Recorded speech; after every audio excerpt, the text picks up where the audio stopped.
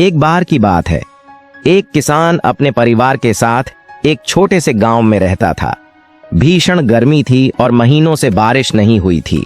फसलें सूखने लगी थीं और गांव के लोग उम्मीद खो रहे थे। राहत पाने के लिए बेताब उन्होंने अपने घरों से एक साथ प्रार्थना करने का फैसला किया। उम्मीद है कि उनकी सामूहिक प्रार्थनाएं सुनी जाएंगी। तय समय पर किसान, उसकी पत्नी और उनकी 6 साल की बेटी प्रार्थना करने के लिए एकत्र हुए। किसान ने हाथ जोड़कर और कांपती आवाज में प्रार्थना की, हे भगवान, हमारी फसलें मर रही हैं, कृपया जल्दी से जल्दी बारिश करें। उसकी पत्नी और बेटी ने भी अपने अपने तरीके से प्रार्थना की।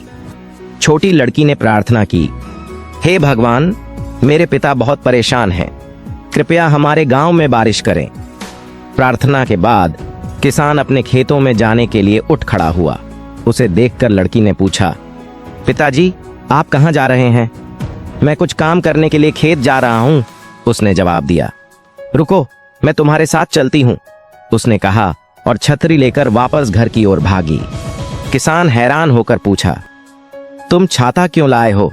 शाम हो चुकी है और बारिश का कोई संकेत नहीं है। लड़की ने जवाब दिया, पिताजी, हमने बस बारिश के लिए प्रार्थना की थी। अगर हम बिना छाते के जाएंगे तो बारिश होने पर हम भीग सकते हैं। किसान अपनी बेटी की आस्था देखकर हैरान रह गया।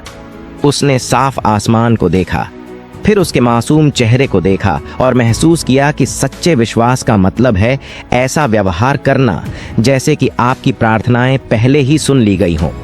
उसने अपनी बेटी को अपनी बाहों में लिया, उसके माथे को चूमा और वे दोनों हाथ में छाता लेकर खेतों में चले गए। उस रात भारी बारिश हुई जिससे उनकी फसलों में जान आ गई और उनके दिलों में उम्मीद जगी। ये कहानी हमें विश्वास के महत्व को सिखाती है। मुश्किल समय में विश्वास खोना आसान है, लेकिन सच्चे विश्वास का मतलब है इस विश्वास के साथ काम करना कि हमारी उम्मीदें पूरी होंगी। जिस तरह छोटी लड़की बारिश में विश्वास करते हुए छाता लेकर आई, उसी तरह हमें भी अपने सपनों पर अटूट विश्वास रखना चाहिए और उसके अनुसार काम करना चाहिए।